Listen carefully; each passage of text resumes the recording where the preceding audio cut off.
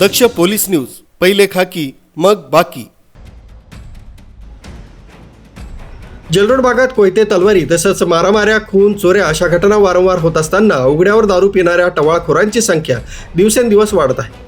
मोरेमाळा इथं रहिवाशी असलेल्या आशा माने या महिलेनं मद्यपी टवाळखोरांना उघड्यावर दारू पिण्यास मज्जाव केल्यानं संशयित आरोपी प्रथमेश माने व त्याच्यासोबत आलेल्या 4 ते 5 जणांनी मनात राग धरून त्यांच्यावर विटकरीनं तसंच कोयत्यानं वार करत त्यांना जखमी केलाय।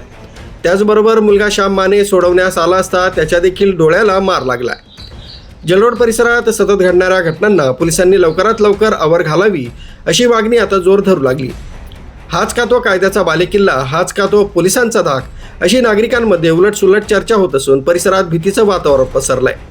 पोलिसांनी या ठिकाणी अधिकची गस्त वाढवून गुन्हेगारी कमी करावी अशी मागणी नागरिकांकडून केली जाते। या प्रकरणी नाशिक रोड पोलीस ठाण्यात तक्रार दाखल करण्यात आली असून पुढील तपास पोलीस करीत आहेत।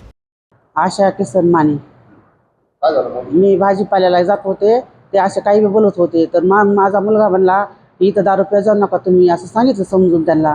मग मोरेमाळ्यात तर त्यांना 10 दिवसाचा राग ठेवला आणि काल रात्री पाऊस होता, कोणी नव्हता, त्याला पाठीमागून येऊन चापट मारली।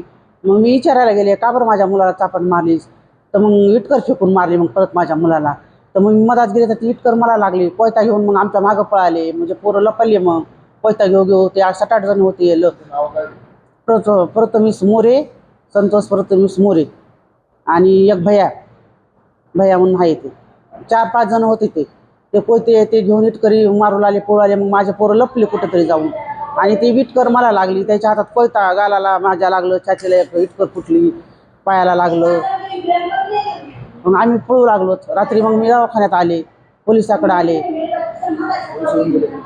हां, पोलिस येऊन गेले। मग हां जबाब घेतला, पण त्यांना काय अजून पोलिसांना काय त्यांना काय केलेलं नाही, काय ना, ते घरीच इथं खिडक्यावर पार दगड मारायचे, काच हे करायचे। त्यांना घेऊन आल्याशिवाय आम्ही काय घरी जाणार नाही। न्यूज ब्युरो, दक्ष पोलीस न्यूज, नाशिक।